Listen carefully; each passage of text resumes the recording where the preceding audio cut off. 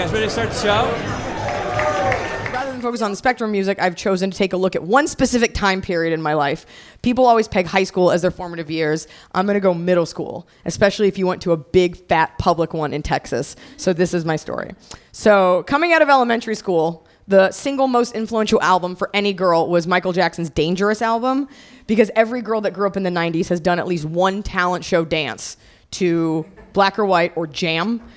So the song reminds me of after-school practices on the lawn, choreographing our dance without any formal dance training, just what we thought looked good, and an intense meeting about what solid colored shirt you'd wear over black pants as our dance uniform. Also, who gets what solo. Also, who gets to act out the Macaulay Culkin skit at the beginning. He like plays his guitar over the music, and the dad's like, "Shut it off," and he's like, "Eat my shit," and then he plays that song. So middle school brought about my love for rap music. 6th grade, I love Bone Thugs and Harmony and have a very vivid memory of being romantically pursued by a Latin boy named Matt Sharamita, and he was 1 grade older than me, and we didn't date, but I did skip volleyball practice like once to hang out with him, and we showed our commitment to one another by having lengthy phone calls after school from 4 to 6 when both of our moms were at work. He introduced me to Bone Thugs and Harmony's First of the Month video, where they're sitting with like froed out hair, which no one in my school had because there was only like 5 black kids, and like no one knew about that. Again, you're weird about the black thing, but that's just the way it is.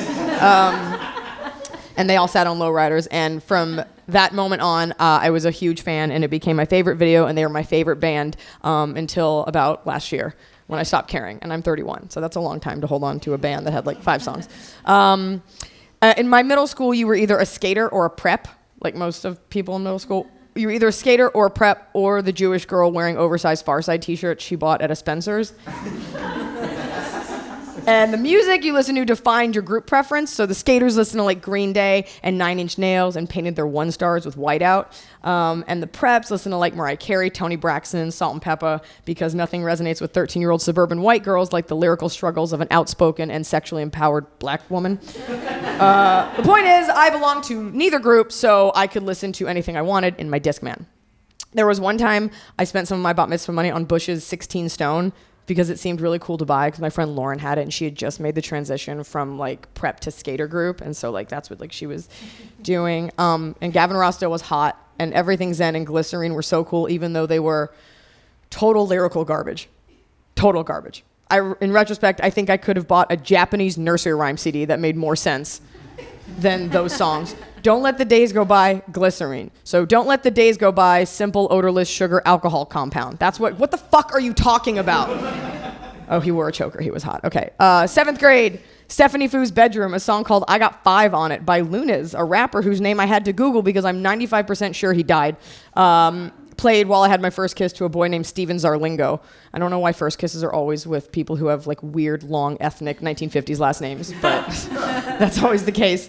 And somewhere in there, I fell in love with a boy. This is not unlike Leslie's story. I fell in love with a boy named Jake Sullivan, who lived in the apartment complex behind my house. And he was the bad boy because he lived in an apartment complex.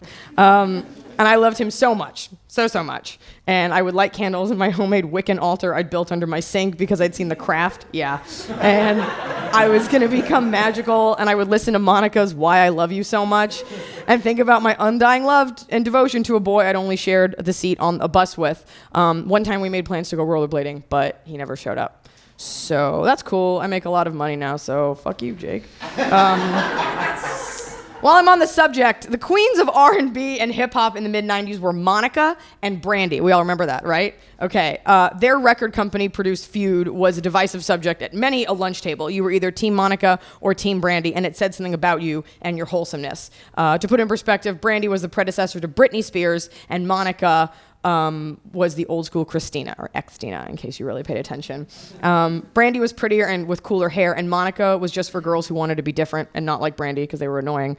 Eventually, Monica got a little too comfortable with fame, as we all recall, and in an effort to better herself, got adult braces. And then we all stopped paying attention. And you guys don't remember that. That's cool. And then in 1997, at the peak of her career, fun fact, Brandy was charged with misdemeanor vehicular manslaughter and sort of faded from the spotlight. That's what happened to Moesha.